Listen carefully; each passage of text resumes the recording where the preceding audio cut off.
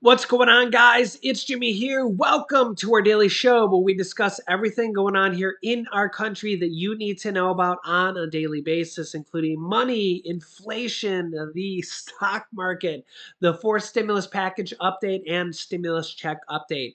If you haven't subscribed to our YouTube channel yet, make sure to click the subscribe button down below. It's completely free to do so. And remember that new videos come out here every day at 10 a.m., 3 p.m., and 8 p.m. Eastern Standard Time. Also, if you find these videos helpful, don't forget to click the like button for us down below.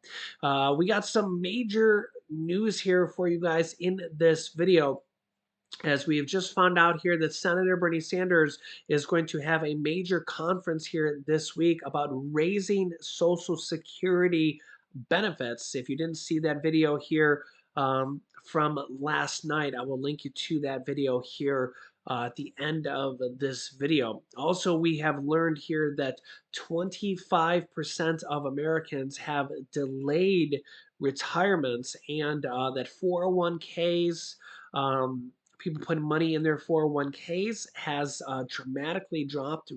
Savings has dramatically dropped, and that 50% of Americans aged 55 and older have no money in savings. And to make that even worse here, we also have now coming out here new information that food prices have surged 20% in the last 2 months. Wow.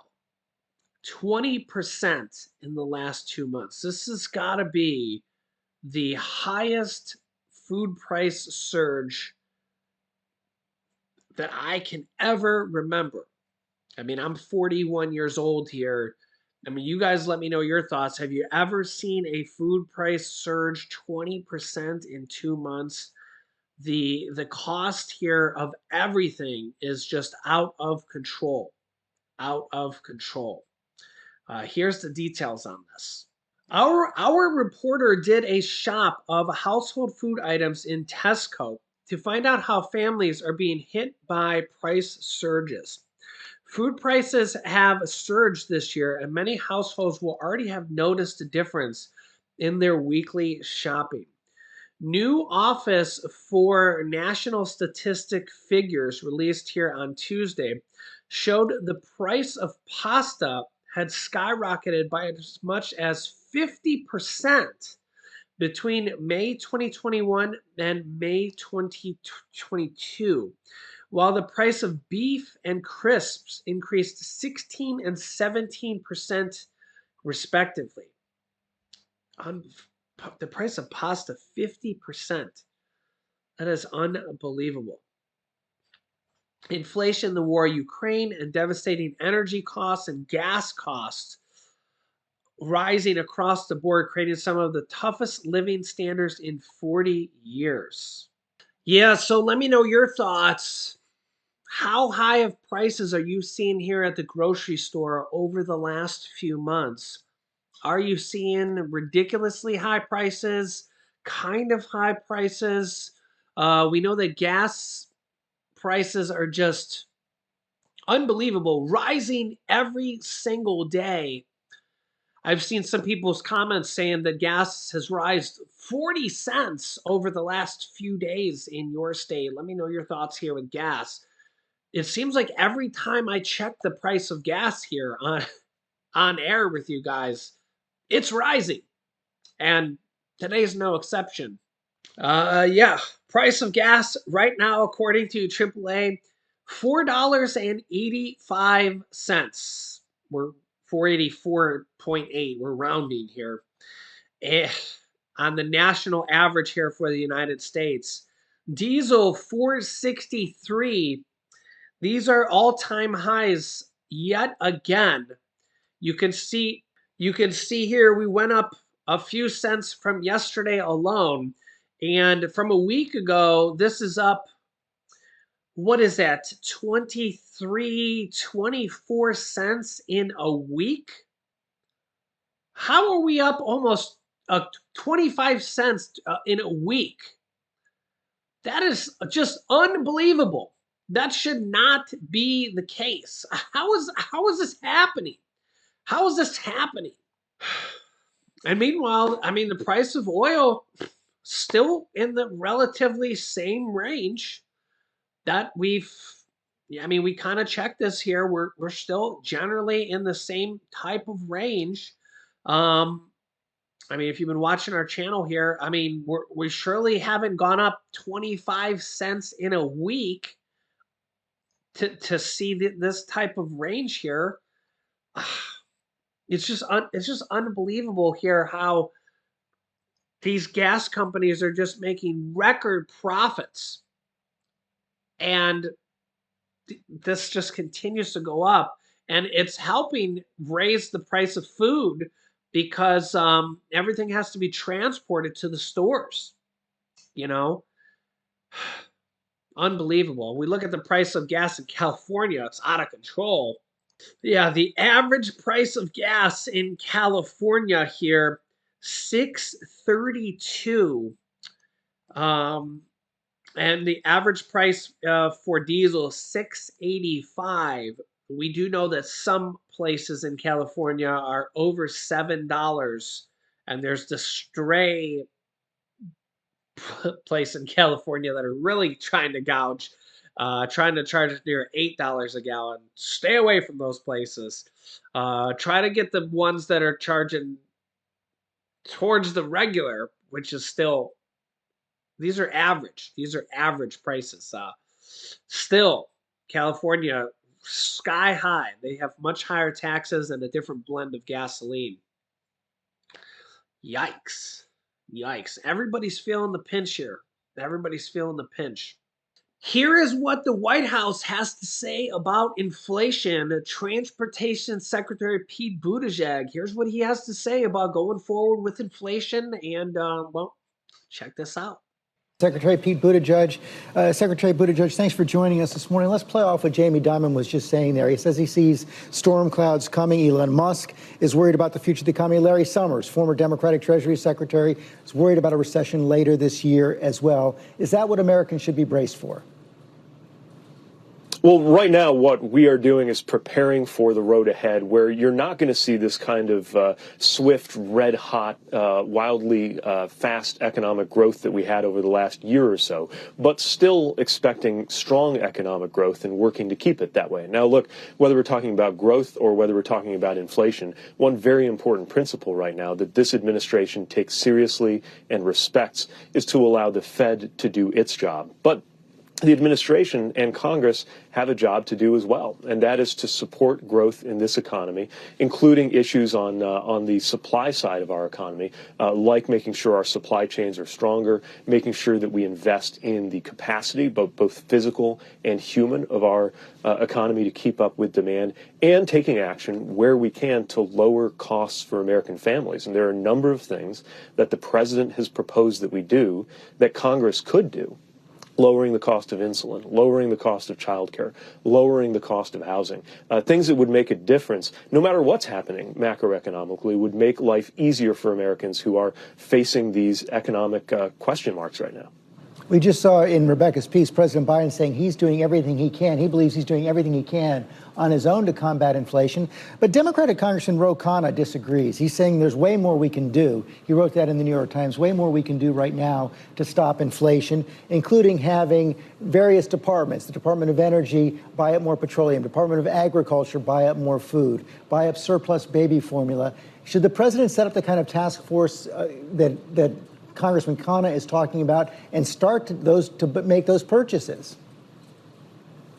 Well, look, the president's made clear that inflation is his top economic priority, and he's laid out a very clear strategy for doing that. I'm sure additional ideas will be welcomed, especially when they're ideas that come in good faith. But right now, the president has a very clear plan. Now, unfortunately, from the other side of the aisle, what we're seeing is not very much by way of concrete ideas, right? We've heard something from Senator Rick Scott about raising taxes on lower and middle income Americans. There's a continued push to reduce or to remove the ACA. and you have continued culture wars. But what we have in the administration and working with partners of our in Congress who are coming through with a number of good ideas is to continue to take the steps that are needed, both on the price side and on the growth side, to keep our economy strong. Americans feel gas prices just about more than anything else. We're seeing $5 a gallon, approaching $5 a gallon across the country right now as we head into the summer vacation season. Earlier this year, the president tapped the Strategic Petroleum Reserve. Hasn't made any difference at all. Was that a failure?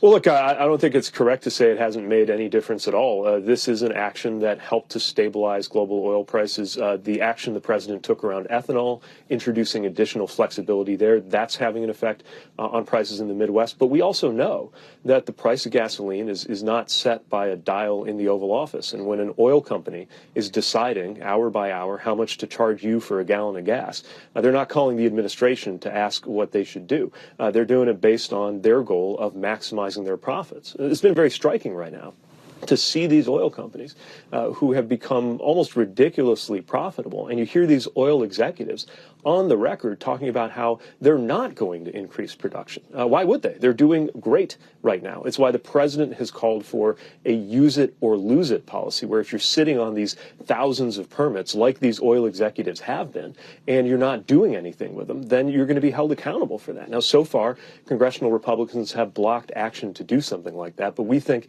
that's another step that would make a difference among the many, many steps the president's already taken. You're a veteran of the presidential campaign trail. What's your advice to Democrats who are facing the voters this year in the face of those high prices? Well, look, the first is to recognize that this is a real challenge that we're all facing, that families are feeling that pain, and that we're acting on it. But look, the bottom line is that there are two very clear and very different approaches here. There is our approach, which is to find solutions to invest in our supply chains like we're doing with the infrastructure money certainly in my department and in others, to do everything that we can to lower costs for American families, like the cost of insulin and prescription drugs. And then there's the other path that congressional conservatives have put forward, which doesn't really speak much to inflation. It's raising taxes on lower and middle class families, making a lot of political hay out of the very real challenges that families are feeling, and going to war with Mickey Mouse. So there's a very clear difference in strategies here against some very challenging economic problems. And by the way, you can also look at the track record of where we've gotten over the course of the last year. Of course, we have challenges right now, but look at where this administration began, where there was a very real risk of recession, if not depression, and an American Rescue Plan that has made enormous differences in communities across the country. Pretty much any mayor I talk to talks about the different investments that they're making in their community thanks to that. And along with that, extraordinary job growth, exceptionally low unemployment, increases in income for American families. That didn't just happen on its own. And the fact that unemployment is as low as it is right now would not have happened, I believe, if it were not for the actions that the president took and the actions that Congress did move through and pass, like the rescue plan and what we're increasingly going to see the benefits of, this infrastructure law. A lot of people didn't think you could do anything on a bipartisan basis, but this president did it, and there are a lot of people in Congress who were part of that who have a lot to be proud of. You are coming to us from South Bend. You're the former mayor of that town. Let me ask you a version of the question I just asked Chris Christie on our roundtable. In the wake of this epidemic of deadly gun violence, if you were still mayor of South Bend right now, what would you be doing? Well, the worst part of the job of being mayor is talking to families of people who have lost their loved ones and knowing that nothing you can do will bring those loved ones back. We have a horrific scourge of gun violence in this country. And, as mayor, as every mayor is doing around the country, you take the steps that you can to reduce community violence, to invest in partnerships, to make sure that you've taken the steps you can locally. But you're also looking at Washington to say, will anything be different this time? Will we actually acknowledge the reasons why we are the only country, the only developed country, where this happens on a routine basis? And the idea that us being the only developed country where this happens routinely, especially in terms of the mass shootings, is somehow a result of the design of the doorways on our school buildings, is the definition of insanity, if not the definition of denial.